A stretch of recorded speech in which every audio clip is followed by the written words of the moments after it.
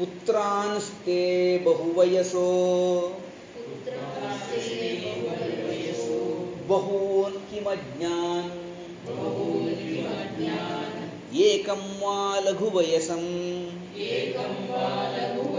ददामि सूनुं सर्वज्ञं तमिति शिवेन पृच्छ्यमानः त्वस्त्वेकः सकलविदित्युवाच विप्रः किञ्चित् सन्धिविभागः सम्यक् ज्ञातव्यः अस्ति पुत्रान् ते पुत्रान्स्ते पुत्रान् ते अनन्तरं वदामि तत् पुत्रान् ते बहुवयसः बहून् किम् अज्ञान् एकं वा लघुवयसं ददामि सूनुं सर्वज्ञं तम् इति शिवेन पृच्छ्यमानः तु अस्तु एकः तु अस्तु एकः त्वस्तु एकः पुनः पृच्छ्यमानः तु पृच्छ्यमानस्तु तत्रापि अस्ति पृच्छ्यमानस्त्वस्त्वेकः पृच्छ्यमानस्त्वस्त्वेकः सकलवित् इति उवाच विप्रः सकलवित् इति उवाच विप्रः नागराज महोदय संशयः अस्ति पुनः वदामि अस्तु पुत्रान् ते बहुवयसः बहून् किम् अज्ञान् एकं वा लघुवयसं ददामि सूनुं सर्वज्ञं तम् इति शिवेन पृच्छ्यमानः तु अस्तु एकः सकलवित् इति उवाच विप्रः शिवः स्वप्ने प्रत्यक्षः अभवत् सः आगत्य शिवगुरुं भवान् किम् इच्छति इति पृष्टवान् तदा शिवगुरुः उक्तवान् आत्मजं ययाचे इत्युक्तमस्ति न वा पुत्रः आवश्यकः इति उक्तवान् शिवः उक्तवान् पुत्रम् इच्छति भवान् यदि भवान् इच्छति पुत्रान् ददामि बहून् पुत्रान् ददामि 5 वा 6 वा अथवा 10 वा पुत्रान् वा ददामि किन्तु ते सर्वेपि कीदृशाः इति चेत् अज्ञाः मूर्खाः पुत्राः मूर्खान् बहून् पुत्रान् ददामि वा ते सर्वेपि कीदृशाः भवन्ति इति चेत् बहुवयसः नाम दीर्घायुष्मन्तः भवन्ति 100 वर्षाणि जीविष्यन्ति तादृशान् बहून् पुत्रान् ददामि वा अथवा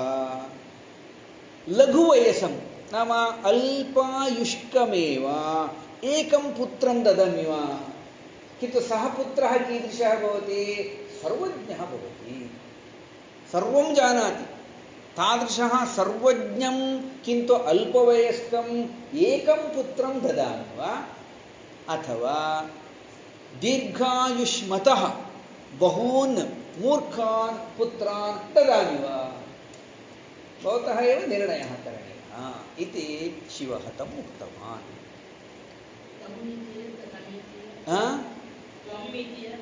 कुत्र कुत्र अस्ति वदतु तम् इति भवत्वा तदा शिवगुरुः किम् उत्तरम् उक्तवान् इति चेत् सर्वज्ञः पुत्रः भवतु एकः एव पुत्रः भवति चेदपि चिन्ता नास्ति सर्वज्ञं पुत्रमेव ददातु मूर्खाः बहवः पुत्राः नापेक्षिताः सर्वज्ञम् एकमेव पुत्रं ददातु इति उक्तवान् इति श्लोकस्य तात्पर्यं पठामः इदानीं क्रमशः वदामि ते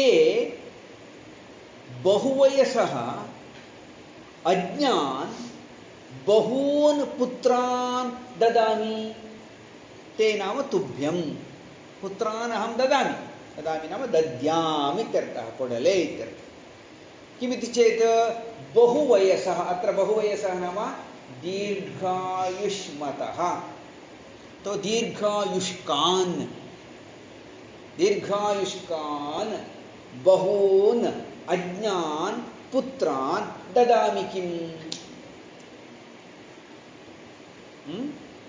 दीर्घायुष्मतः बहून् पुत्रान् ददामि किम् अथवा लघुवयसं सर्वज्ञं सर्वज्ञमिति अग्रिमपङ्क्तौ अस्ति अत्र अध्याहारः करणीयः अथवा लघुवयसं सर्वज्ञं सूनुं ददामि किम् सूनुः नाम पुत्रः लघुवयसं सर्वज्ञं सूनुं ददामि किम् इति शिवेन पृच्छ्यमानः शिवेन पृष्टः कः पृष्टवान् शिवः पृष्टवान् शिवेन पृच्छ्यमानः कः अस्ति शिवगुरुः अस्ति शिवेन पृच्छ्यमानः शिवगुरुः तम् उक्तवान् कम् उक्तवान् शिवम् उक्तवान् शिवः शिवगुरुं पृष्टवान् दीर्घायुष्मतः बहून् पुत्रान् ददामि वा मूर्खान् अथवा अल्पवयस्कं सर्वज्ञम् एकं पुत्रं ददामि वा इति पृष्टवान् एवं शिवेन पृष्टः शिवगुरुः तं शिवम् उद्दिश्य उक्तवान् किमिति उक्तवान् उवाच इति चेत् अस्तु एकः सकलवित् पुत्रः इति उवाच एक एव पुत्रः भवतु अस्तु एकः किन्तु कीदृशः सकलवित् सकलं जानाति इति सकलवित् सर्वज्ञः एकः इति सः विप्रः उवाच उक्तवान् स्पष्टमभवत् वा अन्वयं वदामि ते नाम तुभ्यं बहुवयसः दीर्घायुष्मतः बहून् अज्ञान् पुत्रान् ददामि किम् अनेकान् मूर्खान् पुत्रान् ददामि किम् अथवा लघुवयसम् एकं वा ददामि किम् अल्पवयस्कम् अल्पायुष्कम् एकं पुत्रं ददामि किम् इति शिवेन पृच्छ्यमानः शिवः तं पृष्टवान् शिवः पृच्छति शिवगुरुः शिवेन पृच्छ्यमानः शिवेन पृच्छ्यमानः शिवगुरुः तं नाम तम् ईश्वरं किमुवाच अस्तु एकः एव सकलवित् एकः एव सर्वज्ञः पुत्रः अस्तु इति तम् एषः विप्रः शिवगुरुः उवाच उक्तवान् स्पष्टमभवत् वा पुत्रान् ते पुत्रान्स्ते सत्त्वसन्धिः इत्येकः आगतः आसीत् सकारः आगच्छति पुत्रान् ते पुत्रान्स्ते सत्त्वसन्धिः बहुवयसः बहून् विसर्गसन्धिः उकारः गुणः आगतः अस्ति बहुवयसो बहून् किमज्ञान् किमिति इत्यादिषु सन्धिः नास्ति जयश्री भगिनी तदा पृष्टवती किल किमज्ञान् किमिति तत्र सन्धिः नास्ति वर्णाः परस्परं समीपे उपविष्टाः सन्ति संहिता इति उच्यते तत्र सन्धिः नास्ति अनन्तरं सर्वज्ञं तम् इति शिवेन पृच्छ्यमानः अत्र पृच्छ्यमानः तु पृच्छ्यमानस्तु विसर्गस्य सकारादेशः पृच्छ्यमानस्तु तु अस्तु त्वस्तु तु अस्तु त्वस्तु एणसन्धिः अस्तु एकः अस्तु एकः पुनः एणसन्धिः अस्तु एकः अस्तु एकः सकलवित् इति सकलविदिति जष्ट्वसन्धिः तकारस्य दकारादेश सकलवित् इति सकलविदिति इति उवाच इत्युवाच सन्धयः जाताः भवन्ति पठामः एकवारं तर्हि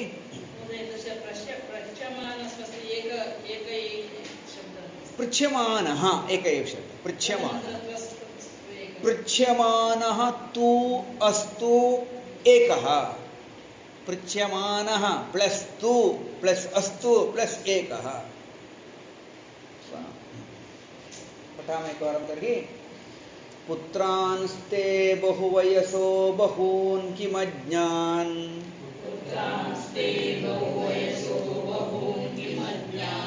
एकं वा लघुवयसं ददामि सूनुम् सर्वज्ञं तमिति शिवेन पृच्छ्यमानः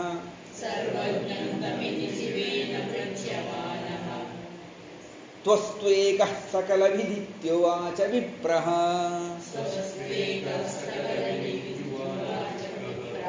वयं तत्र पृच्छ्यमानः इत्युक्तवन्तः इदानीं तु त्वस्त्वेकः इति वक्तव्यं त्वस्त्वेकः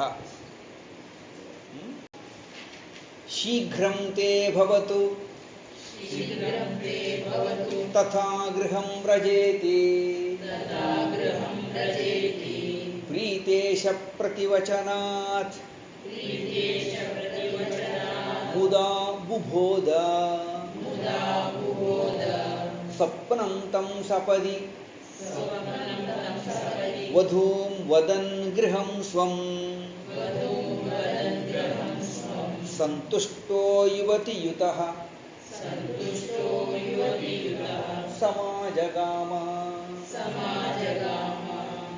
शीघ्रं ते भवतु तथा गृहं व्रज इति प्रीतेश प्रतिवचनात् मुदा बुबोध स्वप्नं तं सपदि वधूं वदन् गृहं स्वं संतुष्टः युवतियुतः समाजगाम सो पूर्वमुक्तमस्ति एतत् सर्वं कुत्र प्रवृत्तं तस्य स्वप्ने ईश्वरः स्वप्ने आगत्य तं पृष्टवान् कीदृशं पुत्रं ददामि सः उक्तवान् सर्वज्ञम् एकं पुत्रं ददातु इति प्रार्थनां कृतवान् ईश्वरः किमुक्तवान् शीघ्रं ते भवतु शीघ्रमेव तुभ्यं तादृशः पुत्रः भवतु इति सः वरं दत्तवान्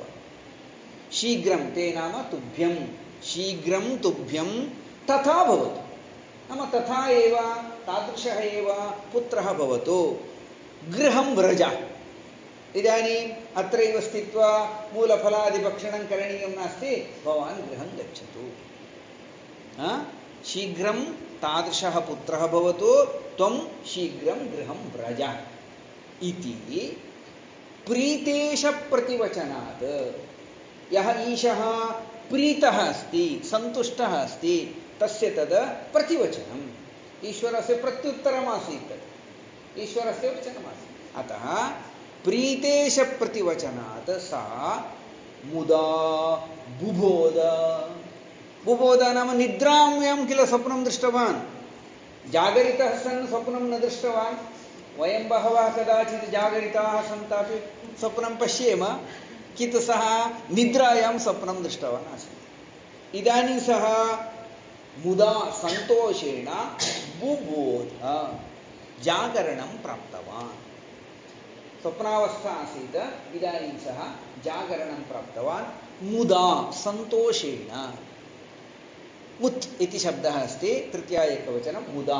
सन्तोषेण सः बुबोध जागरणं प्राप्तवान् बुद्धवान् सः तदनन्तरं सपदि तं स्वप्नं वधूम् उक्तवान् तस्य पार्श्वे एव तस्य वधूः नाम पत्नी इत्यर्थः पत्नी आर्याम्बा अपि सापि नियमान् आचरितुं वृषभगिरिम् आगतवती आसीत् अतः एषः यदा जागरितः तदा पत्नीमुद्दिश्य स्वप्नम् उक्तवान् सपदि वधूं स्वप्नं वदन् अनन्तरं सन्तुष्टः भूत्वा युवतियुतः युवत्या सहितः युवती नाम पुनः पत्नी सा एव तया पत्न्या युवत्या आर्याम्बया सह एव सः स्वं गृहं समाजगाम स्वकीयं गृहं प्रति सः आगतवान् सो गृहात् किञ्चित् दूरे अस्ति वृषभगिरिः पूर्णा नदी अस्ति तत्र सः एतत् सर्वम् आचरणं कृतवान् इदानीम् ईश्वरस्य वचनानन्तरं प्रबुद्धः सन् पत्नीं सर्वम् उक्त्वा तया सह गृहम् आगतवान् तर्हि अन्वयः एवं शीघ्रं ते तथा भवतु, शीघ्रमेव भवतः तथा भवतु, नाम तादृशः पुत्रः भवतु। गृहं व्रज, स्वगृहं प्रति भवान् गच्छतु इति प्रीतेश प्रतिवचनात्, प्रीतस्य ईशस्य वचनं श्रुत्वा वचनात् सः मुदा संतोषेण बुबोध, जागरितः अभवत्, निद्रातः जागरितः अभवत्, प्रबुद्धः अभवत्। अनन्तरं सपदि नाम झटिति अनुक्षणमेव वधूं तं स्वप्नं वदन्, पत्नीमुद्दिश्य तस्य स्वप्नस्य वृत्तान्तं वदन् सः अनन्तरं सन्तुष्टः भूत्वा युवतियुतः सन्, पत्न्या सहितः सन्नेव सः स्वं गृहं, स्वस्य गृहं प्रति समाजगाम, आगतवान्। ज्ञातमभवत् वा? सम् आजगाम, पुनः वदामि शब्दानां विषये। तो शीघ्रं ते भवतु तथा गृहं व्रजेति, अत्र एका सन्धिः अस्ति। का सन्धिः? व्रज इति व्रजेति गुणसन्धिः। प्रीतेश प्रतिवचनात् मुदा, प्रतिवचनान् मुदा, अनुनासिकस्य तकारस्य नकारः आगतः अस्ति, बुबोध। स्वप्नं तं सपदि वधूं वदन् गृहं स्वं सन्तुष्टो युवतीयुतः। विसर्गसन्धिः, उकारः गुणः अस्ति, संशयः अस्ति वा? सन्तुष्टो युवतीयुतः अस्ति खलु? अनन्तरं युवतीयुतः समाजगाम, युवतीयुतः समाजगाम, विसर्गस्य सकारः आगतः अस्ति। समाजगाम इति क्रियापदमस्ति। बुबोध एकमस्ति, बुध धातुः, बुध, बोधति इति लट्लकारे भवति। बोधति, बोधतः, बोधन्ति, तस्य लिट्लकारे रूपमस्ति बुबोध। एवमेव समाजगाम, सम् इति उपसर्गः, आम् इति उपसर्ग, उपसर्गद्वयमस्ति। सम् आम् इति उपसर्गद्वयपूर्वकं जगाम, कः धातुः? गम धातुः, गम धातुः। लिट्लकारः प्रथमपुरुषः एकवचनं, बुबोध इत्यत्रापि लिट्लकारः जगाम। सम् आम् उपसर्गद्वयपूर्वक गमनृगतौ धातुः लिट्लकारः प्रथमपुरुषः एकवचनम्। भवत्वा एकवारं पठामः। शीघ्रं ते भवतु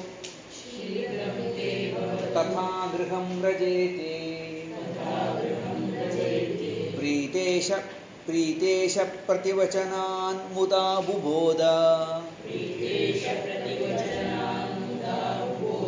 स्वप्नं तं सपदि वधूं वदन् गृहं स्वं, सन्तुष्टो युवतियुतः समाजगाम,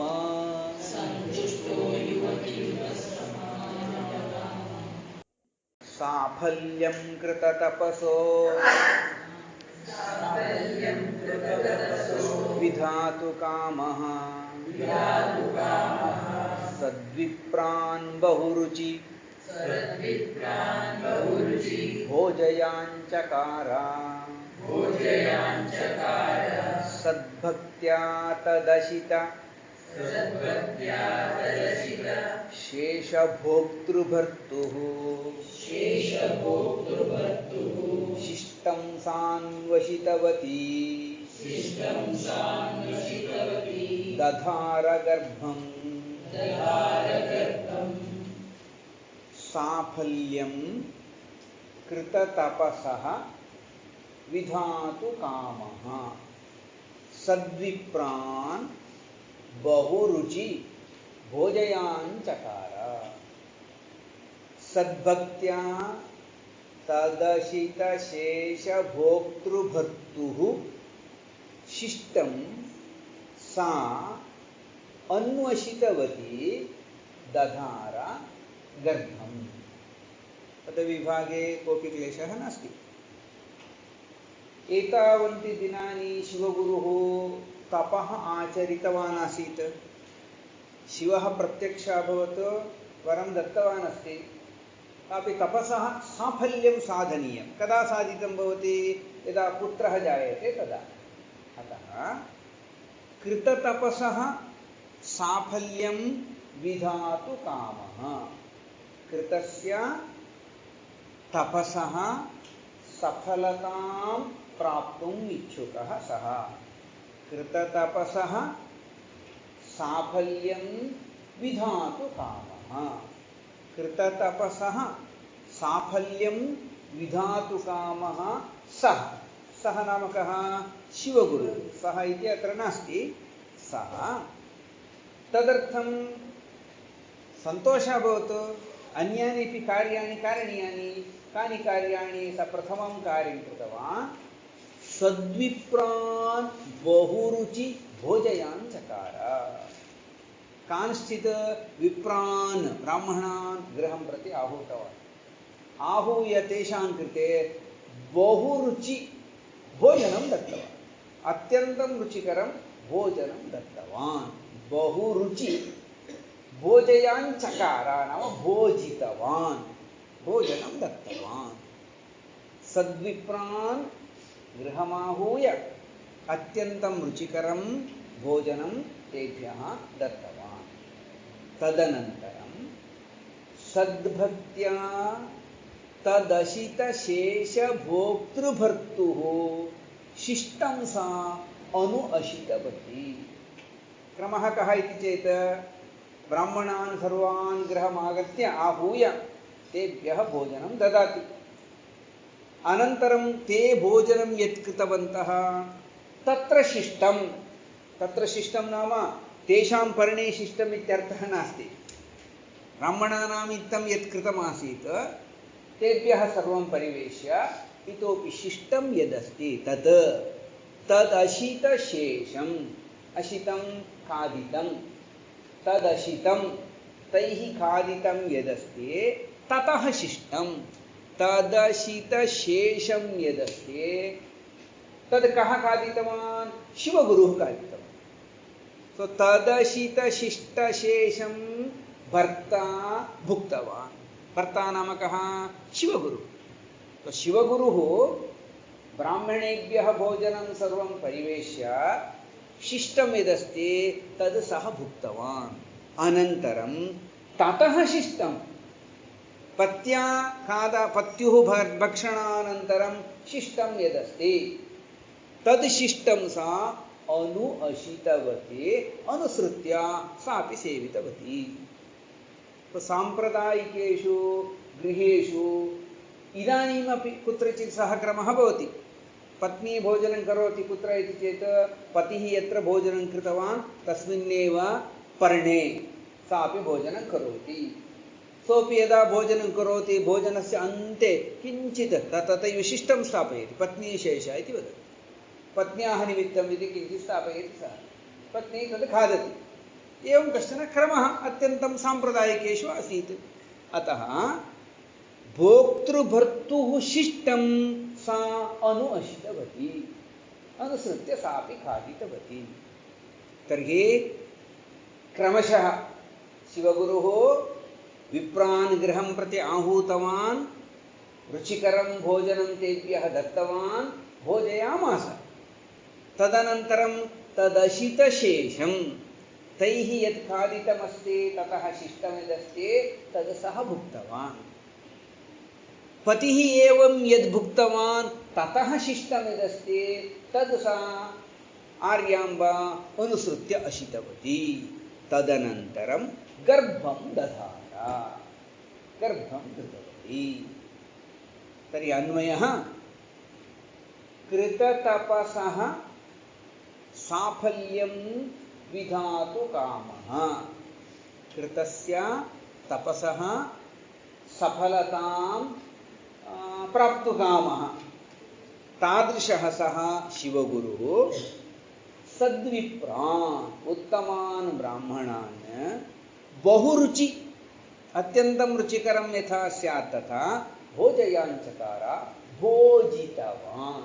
तेभ्यः भोजनं दत्तवान् अनन्तरं सद्भक्त्या सत्पुरुषेषु तस्य भक्तिः अस्ति सद्भक्तिः अस्ति तत्सद्भक्त्या तदशितशेषं तैः यत् खादितं ततः शिष्टं यदस्ति तद् सः भुक्तवान् अतः तदशितशेषभोक्ता सः अभवत् कः भोक्ता अभवत् भर्ता नाम आर्याम्बायाः भर्ता अतः तदशितशेषभोक्तृभर्तुः शिष्टं यदस्ति तद् सा अशितवती अनुसृत्य सापि खादितवती क्रमेण गर्भं दधार गर्भं धृतवती त्वन्मयेपि क्लेशः नास्ति सर्वे शब्दाः ज्ञाताः भवन् वा कृततपसो विधातु कामः एकः सन्धिः अस्ति कृततपसः विधातु कामः विसर्गसन्धिः उकारः गुणः अस्ति अनन्तरं सा अन्वशितवती सान्वशितवती सवर्णदीर्घसन्धिः सन्धिद्वयमेव दधार इति लिट्लकार भोजयाञ्चकार अत्र एतादृशं चकार इत्यादीनां योजनं भवति लिट्लकार एव प्रेरणार्थे भोजयति भोजयाञ्चकार तस्य विशिष्टप्रयोगः भवति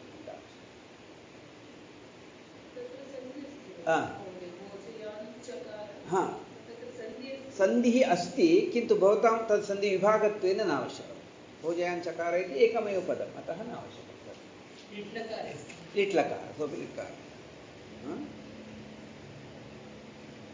तर्हि पठामि एकवारं पठन्तु पुनः साफल्यं कृततपसो विधातु कामः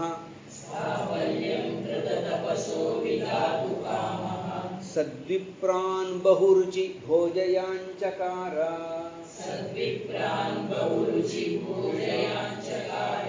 सद्भक्त्या तदशितशेषभोक्तृभर्तुः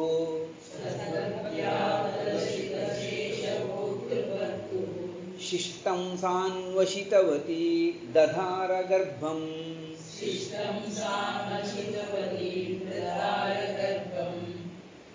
एवं आर्याम्बा शिवगुरोः पत्नी गर्भं धृतवती